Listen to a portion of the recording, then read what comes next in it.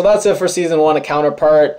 I have mixed feelings about the finale. I feel like a lot of shows now, their second to last episode, the penultimate, that's where they do their big set piece, the big climax, and then the final episode, it's kind of a winding down reflection on the bloodbath that just took place, a bit of a denouement, rather than what I think used to be more common, you end things on a big climax, on a cliffhanger. Now, I think if the second to last episode really lands and you feel really satisfied with the second to last episode, I think then the last episode, the finale, you don't mind when it's not quite as epic as you were expecting.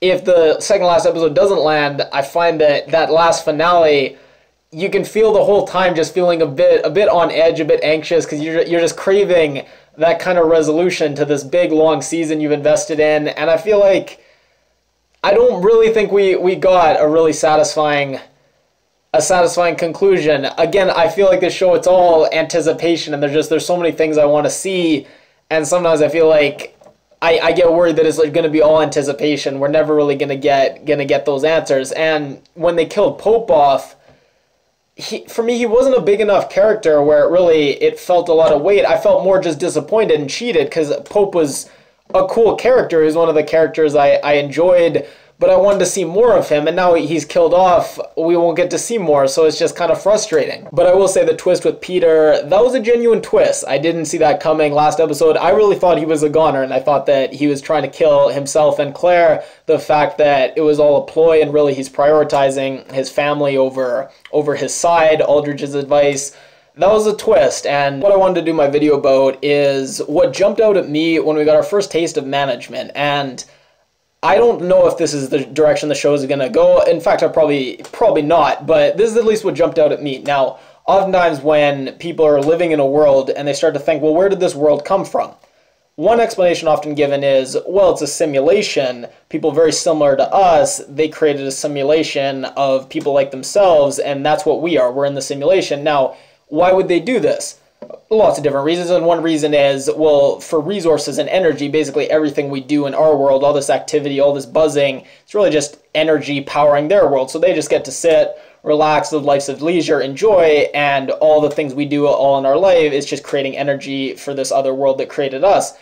Now, what this brought up, and I think it's very interesting, is if you were going to do this, and if you were going to create a simulation world that all you wanted them to do was have activity and pump out energy, wouldn't it make more sense, rather than just creating one world, to create two worlds that have this bridge between them, and there's this fear and distrust on either side? Now, why is this smart? Because when you create your simulation world, you need everyone to keep working and keep producing. And the best way to do that is to create a rival, but not just any rival, a rival that's very similar to the other world. So these two worlds, they're rivals in some sense. And the best rival, the one that motivates you the most to compete and beat out this rival, is one that reminds you a lot of yourself. And that's where you feel the most desire to get one up on a rival, not a rival that's way better than you or very different than you. Oftentimes, if someone's very different than you, you can rationalize them beating you this, and the other way. But if someone's very similar to you and they beat you out,